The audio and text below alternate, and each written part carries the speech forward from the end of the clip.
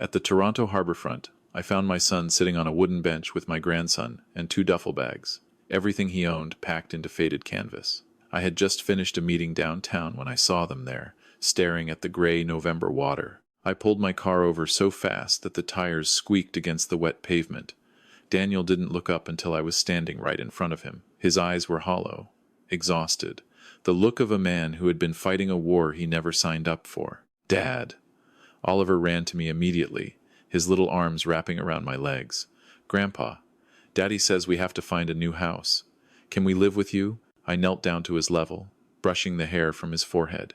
"Of course you can, buddy." I looked at my son. "Why aren't you at the office?" Daniel's voice cracked when he spoke. "Fired this morning." Victor called a board meeting without telling me. Said our family wasn't refined enough to carry the Ashworth name forward. He voted me out with the other directors. Catherine changed the locks while I was cleaning out my desk.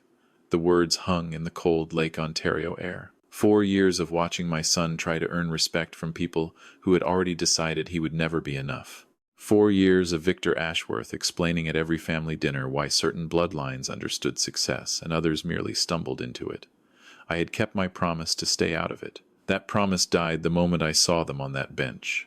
"Get in the car," I said quietly. "I don't know where to go, Dad." Daniel's shoulders slumped. "Catherine took everything. The house is in her name. The accounts are frozen. She said her father would make sure I never worked in Toronto again." Oliver tugged my sleeve. Mommy threw Daddy's clothes on the lawn. The neighbors were watching. Something cold settled in my chest. Not anger, not yet.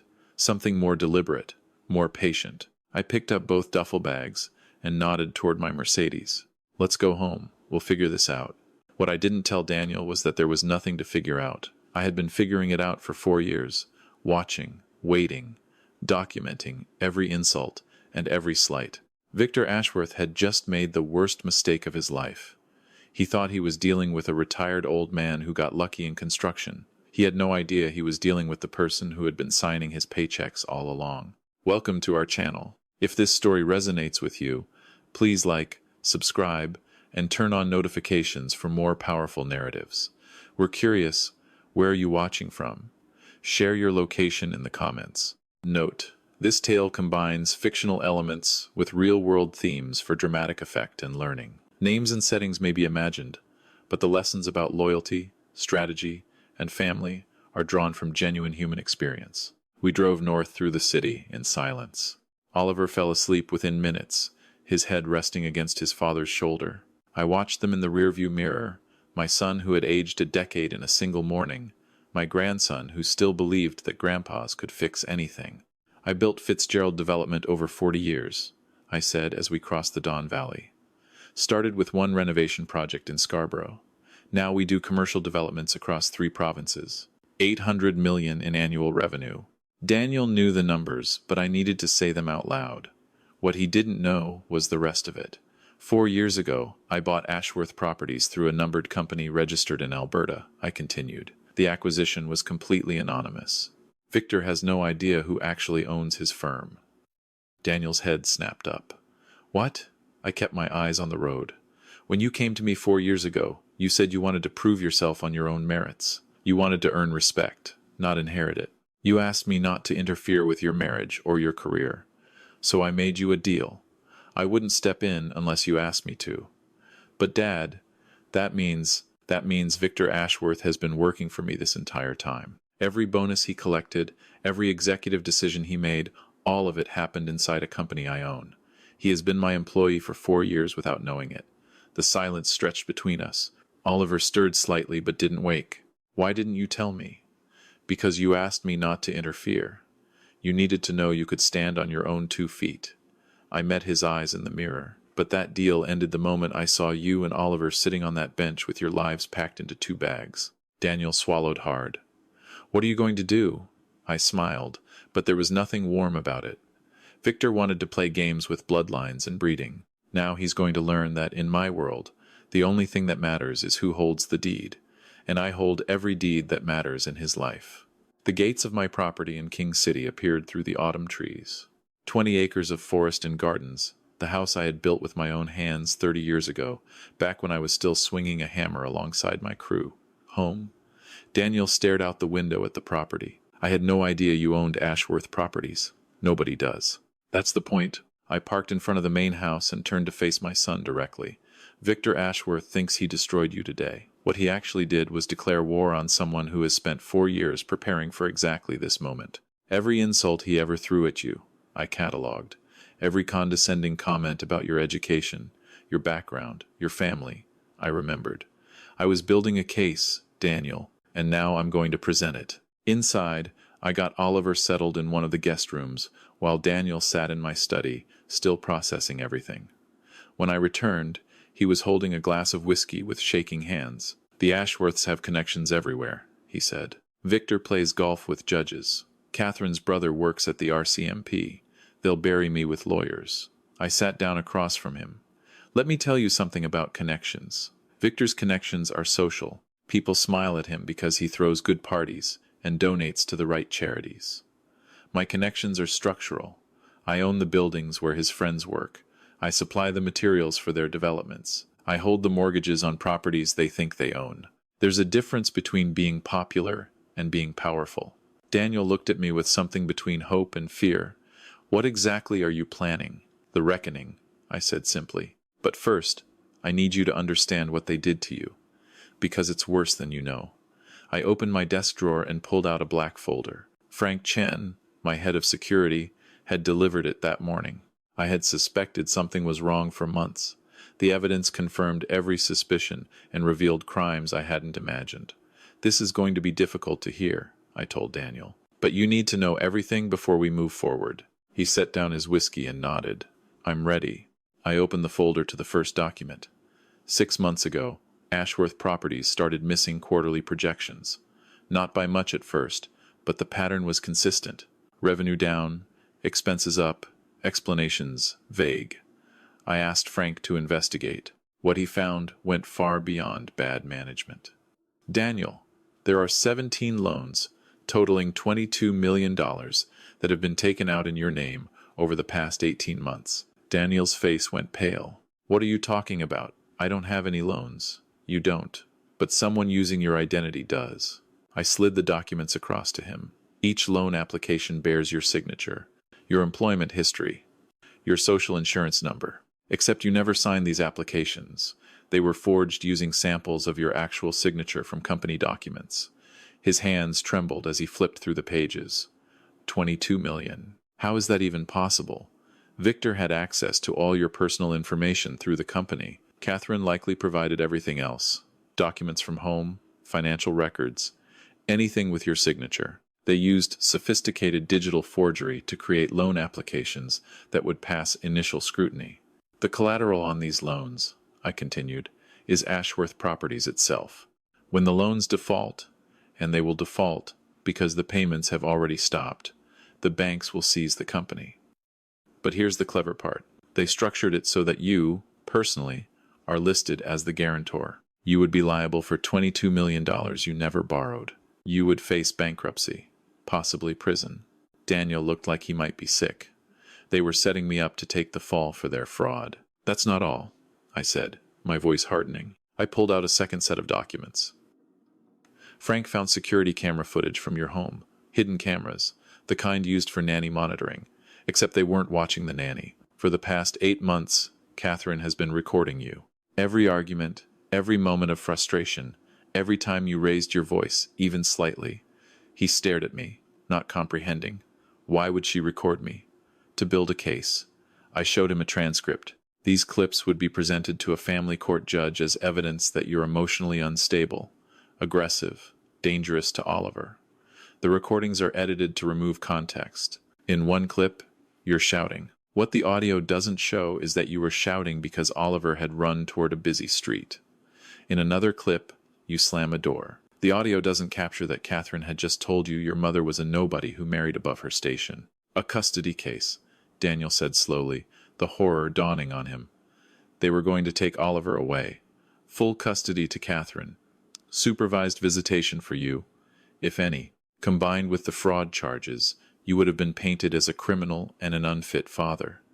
By the time lawyers were done with you, Oliver would barely remember he had a dad. Tears welled in Daniel's eyes, but he forced them back. Why? Why would they do this? I closed the folder. Because you were never supposed to succeed. Victor let you marry Catherine because he thought you would fail quickly. When you didn't fail, when you actually started building something, you became a threat. If you continued to rise, people might start asking why the son-in-law was outperforming the actual Ashworths. They couldn't let that happen. So they decided to destroy you first and take everything you built while they were at it. Daniel was silent for a long moment. Then he looked at me with something new in his eyes. Something harder. What do we do? I stood and walked to the window. Outside, the November sun was setting over the property, painting the bare trees in shades of orange and red. Tomorrow, I said, we start dismantling everything Victor Ashworth thinks he owns. But tonight, we rest. We have a long fight ahead of us, and you need to be sharp. He nodded slowly. Dad, I never should have asked you to stay out of it. You were trying to prove something important. I reached out and squeezed his shoulder. And you proved it. 4 years of abuse, and you never broke. You never became cruel like them. That's worth more than any business success. Now go upstairs and check on Oliver. I need to make some calls. Daniel left the study, and I sat alone with my thoughts. The documents in that folder represented years of careful criminal planning. Victor and Catherine had woven a web designed to trap my son and steal everything he had worked for. They thought they had covered their tracks. They had no idea they had been operating inside my territory the entire time. The next morning, I began making calls. James Park at Royal Bank, first. James and I had done business for 30 years. I built the tower where his downtown branch operated. James, I need to purchase some distressed debt. I gave him a list of every loan, credit line, and mortgage associated with Victor Ashworth personally and with Ashworth Properties as a company. By noon, I owned $38 million worth of Victor's obligations. His home in Rosedale, mortgaged to fund his lifestyle. His cars, leased through company accounts. His wife's credit cards, maxed out on designer clothing and spa treatments. His vacation property in Muskoka, used as collateral for a business loan he had already spent. All of it now belonged to Fitzgerald Holdings. I called Frank next. The gala tonight at the Royal York. Everything in place? Confirmed, sir. Security at the venue has been replaced with our contractors. The audio-visual team answers to us, and the RCMP Financial Crimes Unit is standing by with federal warrants. Good. What about the transfer from the Caymans? Frozen. Federal regulators flagged it for money laundering investigation. The $11 million Victor tried to wire offshore isn't going anywhere. $11 million. Victor had skimmed from Ashworth Properties over the past 3 years. Money he thought was safely hidden in Caribbean accounts. Money that would now be evidence in his prosecution. One more thing, Frank added. We confirmed the notary Victor used to forge documents on the numbered company shares. He's agreed to cooperate in exchange for immunity. So we have paper trails for everything. Everything. Victor thought he was being clever using shell companies and offshore accounts. He didn't realize that every transaction creates records, and records can be subpoenaed. I spent the afternoon preparing documents. 3 separate folders, each one containing enough evidence to destroy a different aspect of Victor's carefully constructed life. Folder 1 held the debt ownership certificates. Everything Victor thought he owned was now mine to call in at any moment. Folder 2 contained the forensic analysis of the forged loans, expert testimony confirming that Daniel's signatures were digital fabrications, complete with the tools used and the source documents they were copied from. Folder 3 was the most damaging. Communication records between Victor, Catherine, and their lawyer, discussing the plan to frame Daniel, seize custody of Oliver, and liquidate assets before anyone realized what was happening. They had put their conspiracy in writing. Arrogance always leaves evidence. Daniel came into my study as I was organizing the final documents. Is it time? Almost. I checked my watch. The Excellence in Business Gala started at 7. Victor would be receiving an award at 8. Some meaningless recognition purchased with charitable donations. 300 of Toronto's elite would be watching when his world collapsed. Dad, Daniel said carefully, I want to be there. I know. That's why I had a suit delivered to your room. He blinked. You knew I'd ask? I smiled, and this time there was real warmth in it. You're my son. I knew you'd want to see justice done. Just promise me one thing. What? When it's over, when Victor is being led away, and Catherine is screaming, "Don't gloat. Don't say anything cruel. Just stand there and let them see the man they tried to destroy, still standing with his dignity intact. That's the real victory." Daniel nodded slowly. "I understand. Good. Get dressed. We leave in an hour." The Royal York ballroom gleamed with crystal chandeliers and old money pretension. 300 guests in designer gowns and tailored tuxedos circulated among ice sculptures and champagne towers, congratulating each other on achievements most of them had inherited rather than earned. I watched from a private box at the back of the room, concealed behind velvet curtains. Victor Ashworth worked the crowd like a man who owned the room. In his mind, he probably thought he did. He wore a midnight blue suit, custom-tailored, with a pocket square that probably cost more than most people's monthly rent. His wife Margaret floated beside him, accepting compliments on her latest charity initiative, the proceeds of which mostly funded her shopping habits. Catherine stood nearby, already scanning the room for her next target. She had filed for divorce that morning, Daniel's lawyer informed us, citing emotional abuse and financial mismanagement. She expected to receive the house, full custody of Oliver, and a substantial alimony settlement.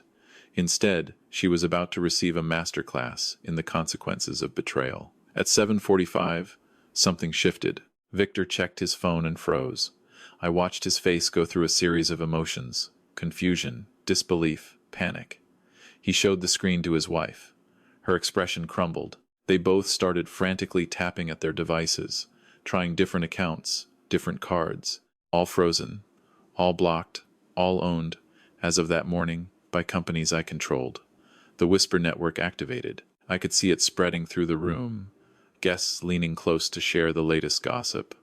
Something about Victor's accounts, something about frozen assets, something about an investigation.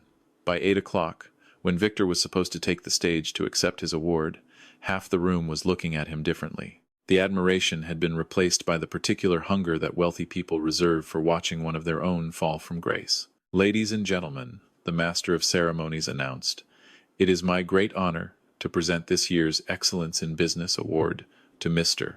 Victor Ashworth." Scattered applause, notably less enthusiastic than it should have been. Victor walked toward the stage, each step visibly heavier than the last. Sweat gleamed on his forehead. His hands were shaking. He reached the podium and gripped it like a drowning man clutching driftwood. "Thank you all for this tremendous honor," he began, his voice wavering. "It is my great privilege to—" The giant screen behind him flickered.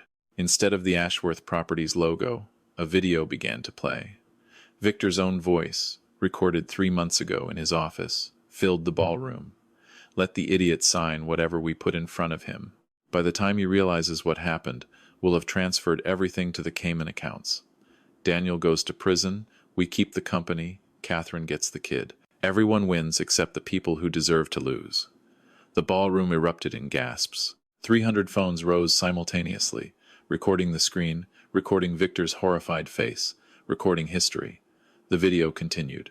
Document after document appeared on screen. The forged loan applications, the bank records showing money flowing to offshore accounts, the communication logs detailing the conspiracy, each piece of evidence stamped with official forensic verification. Victor stumbled backward from the podium. "This is lies. This is fabricated. Security." The security guards didn't move. They worked for me now. I stepped out from behind the curtain and walked slowly toward the stage.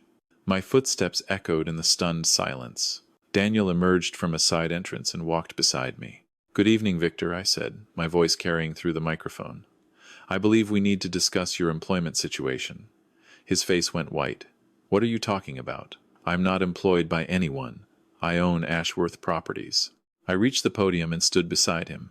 "Actually, you don't." I placed the first folder on the podium. "Ashworth Properties was purchased 4 years ago by Fitzgerald Holdings through a numbered company. You've been working for me this entire time. Every decision you made, every salary you drew, every bonus you collected, all of it happened inside a company I own. You were my employee, Victor, and I'm afraid I have to let you go." The room was absolutely silent. Victor's mouth opened and closed soundlessly. I opened the second folder. "These documents prove that you committed fraud totaling $22 million. You forged my son's signature on loan applications, You planned to let him take the blame while you escaped with the money. The forensic evidence is conclusive. I placed the third folder beside the others, and this is a record of your communications with your daughter and your legal counsel, discussing every detail of your scheme. You put your crimes in writing, Victor. That was remarkably foolish. From the side of the room, two men in suits approached the stage, RCMP badges visible. Victor Ashworth, you are under arrest for fraud, forgery, identity theft, and conspiracy. You have the right to retain and instruct counsel without delay. Do you understand these rights? Victor didn't answer. He seemed to have stopped processing reality entirely. As the officers led him away, Catherine launched herself toward the stage, screaming, "Daddy, do something! This is a mistake!" Frank intercepted her before she reached the stairs. "Ma'am, you'll want to read this." He handed her an envelope. Divorce counterfiling. Your husband is seeking full custody of your son based on evidence of conspiracy to commit fraud. Your attempt to manufacture evidence of abuse has been documented and submitted to family court. The recording devices you installed in your own home captured you staging incidents and coaching your lawyer on how to present them. Catherine's scream dissolved into sobbing. She crumpled against a pillar, designer gown pooling around her as her carefully constructed world shattered. I turned to address the room. I apologize for the disruption to your evening. Please, enjoy the rest of the gala. The champagne is excellent, and I believe the orchestra has several more hours to play. I stepped away from the podium and walked toward the exit. Daniel fell into step beside me.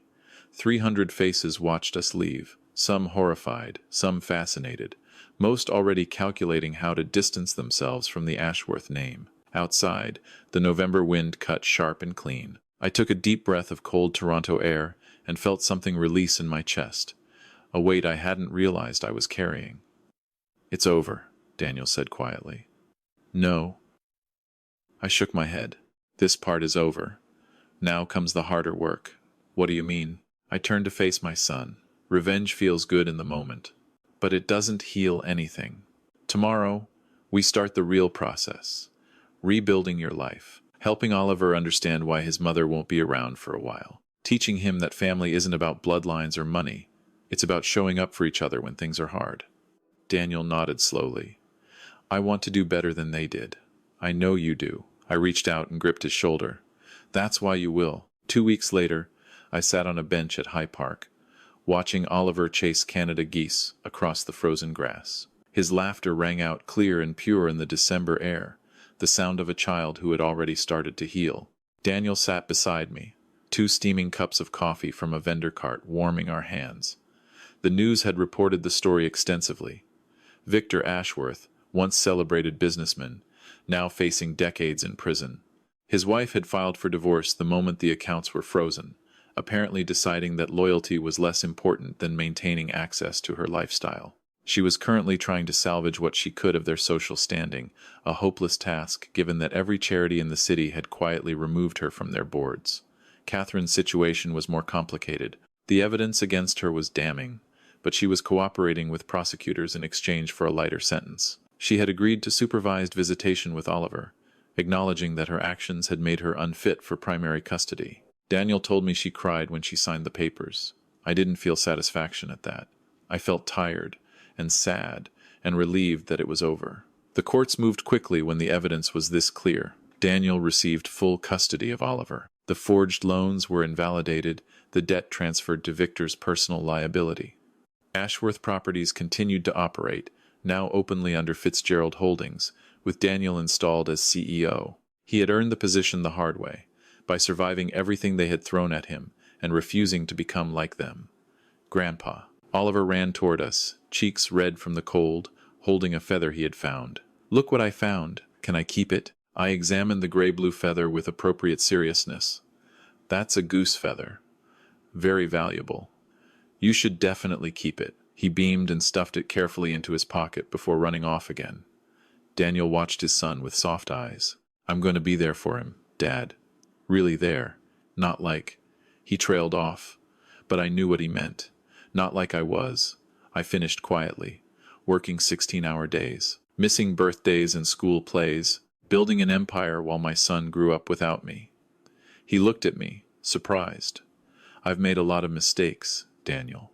I was so focused on proving something, on building something that would last, that I missed most of your childhood. Your mother used to beg me to come home earlier. I always said next week, next month, after this project. I watched Oliver trying to catch another goose, his small legs pumping determinedly.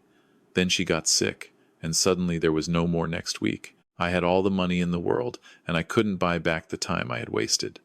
Daniel was quiet for a long moment. I never blamed you, Dad. I know. That almost made it worse. I took a sip of coffee, letting the warmth spread through my chest. When I saw you on that bench at Harbourfront with Oliver and those 2 bags, I saw myself 40 years ago, so determined to prove I belonged, to earn respect from people who had already decided I wasn't good enough. I spent decades fighting that battle. What did you learn? I learned that the people whose respect is worth having don't make you fight for it. They see your value without you having to prove it. And the people who make you jump through hoops, who set up tests you can never pass, they're not gatekeepers to anything worth entering. Daniel nodded slowly. Victor was never going to accept me. It didn't matter what I achieved. The acceptance was never really available. It was just a carrot they dangled to keep you running on their wheel. I turned to face him directly. The hardest lesson I had to learn, the one I'm still learning, is that success doesn't heal old wounds. I thought if I built something big enough, impressive enough, it would finally prove that I was worthy. But there's no amount of money that makes that voice in your head go away. You have to choose to believe you're enough, regardless of what you build or what anyone else thinks. Oliver came running back, breathless and happy. Daddy, Grandpa, can we get hot chocolate? There's a lady with a cart. Daniel smiled and stood up. Sure, buddy. Let's go. I watched them walk toward the hot chocolate vendor, Oliver's small hand wrapped securely in his father's larger one. 2 weeks ago, they had been sitting on a bench with their lives in 2 duffel bags. Now they were getting hot chocolate in the park, laughing at nothing, simply enjoying being together. That was the real victory, not the courtroom drama or the public humiliation of Victor Ashworth. The real victory was this: a father and son who had survived something terrible and come out the other side still capable of joy. That evening, I sat in my study with a glass of scotch, watching the fire crackle in the hearth. The house was quiet. Daniel and Oliver were in the guest wing, settling into what would become their home until Daniel decided what he wanted to do next. I had offered him one of my properties in the city, but he wanted to stay close for a while. I understood. Family feels different after you almost lose it. My phone buzzed. A text from Frank. All charges filed. Trial date set for March. Victor denied bail due to flight risk. I set the phone aside without responding. There would be time enough for legal proceedings. Tonight, I wanted to think about something else. I thought about the choices I had made over the past 40 years, the deals I had closed, the buildings I had built, the relationships I had sacrificed on the altar of success. I thought about my wife, gone 15 years now, and all the evenings I had missed because there was always one more meeting, one more contract, one more opportunity that couldn't wait. I thought about Daniel growing up with a father who was more concept than presence, a name on a check rather than a hand throwing a baseball. And I thought about Oliver, 5 years old, who still believed that grandpas could fix anything. The question was whether I would be the kind of grandpa who justified that belief, or the kind who let work consume the time that should have belonged to family. There was a soft knock at the study door. Oliver stood in the doorway in his pajamas, clutching a stuffed bear. "Grandpa, I can't sleep." I set down my scotch and opened my arms. "Come here, buddy." He padded across the room and climbed into my lap, curling against my chest like he belonged there, which he did. "Can you tell me a story?"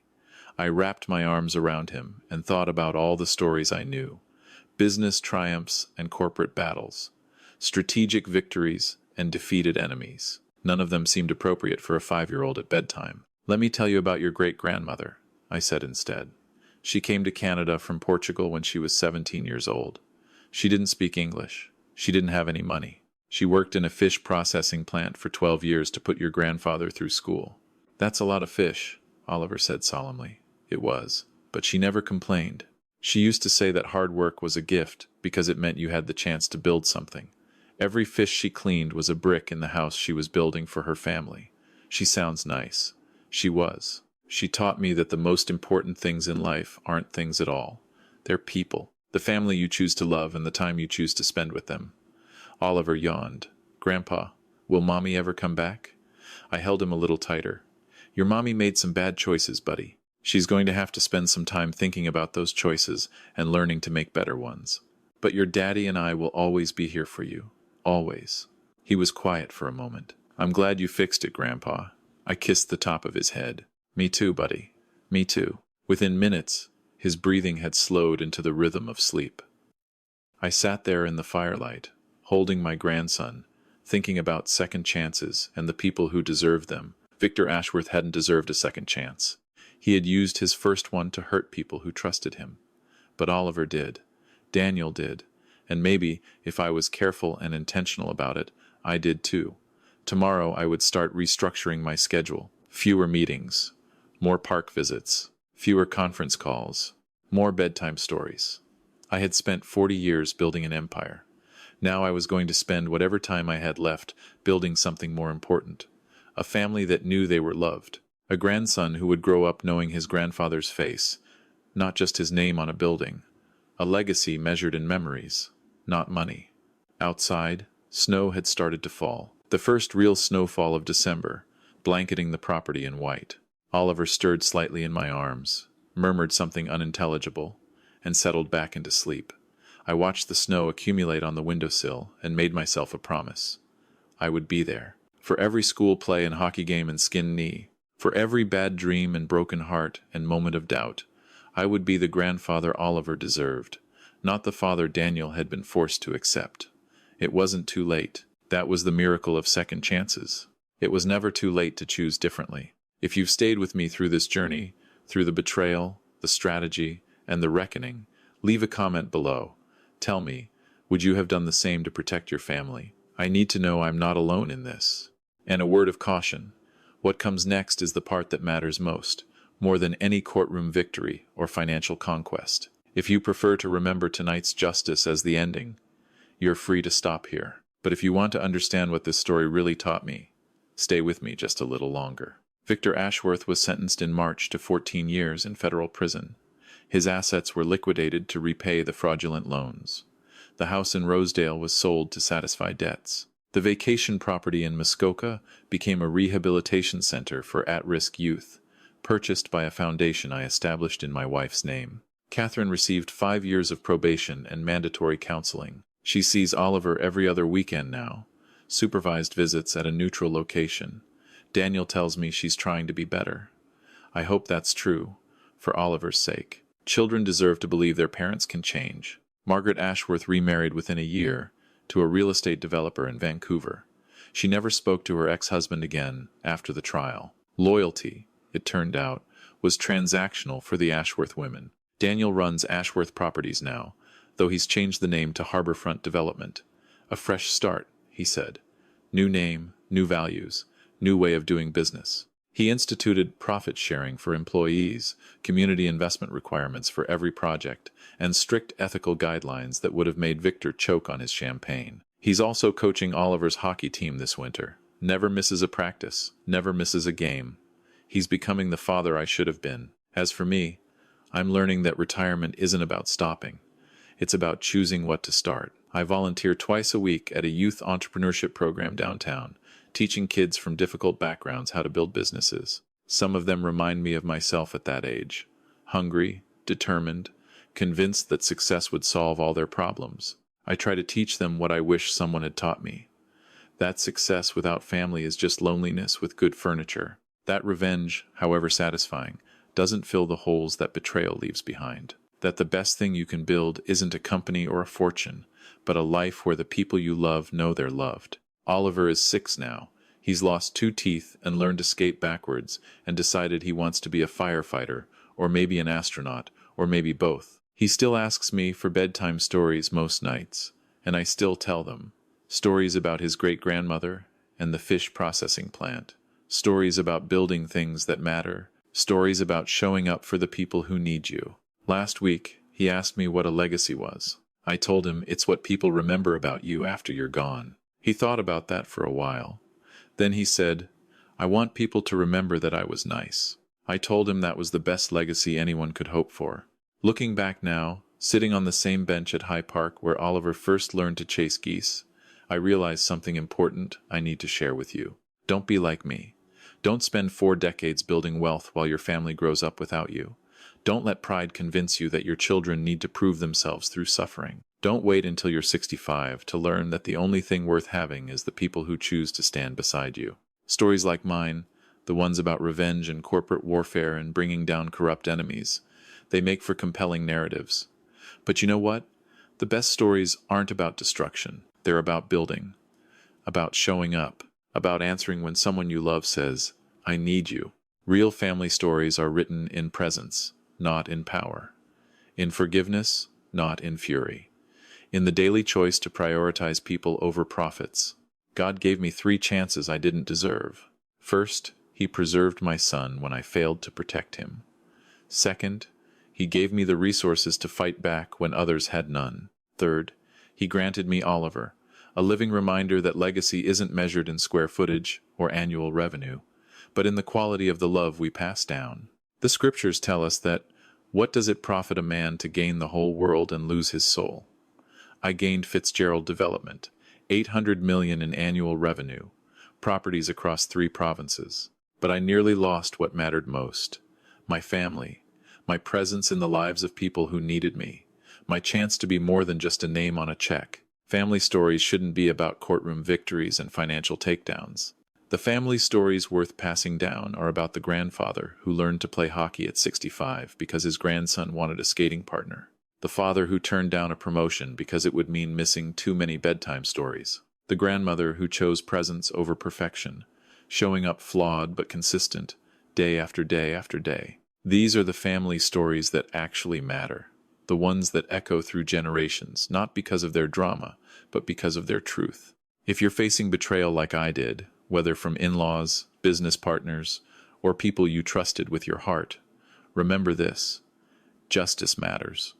Dignity matters. But don't let the fight consume you so completely that you forget what you're fighting for. We weren't put on this earth to destroy our enemies. We were put here to love our families, to stand for what's right, to pass down something better than wealth to the next generation, to show the children in our lives what it looks like when someone chooses them, again and again, in the small moments that nobody else sees. The best revenge isn't destruction. It's living well, loving deeply, and finally, coming home. Oliver's waiting for me now. We have skating practice. Thank you for listening to an old man's story. Final note: this content contains dramatized storytelling elements for educational purposes. Some details are fictionalized, but the core lessons about recognizing financial and emotional abuse, about protecting family, about choosing presence over power, these are real. If you or someone you know is experiencing financial manipulation or family abuse, please seek help from qualified professionals. You don't have to face it alone.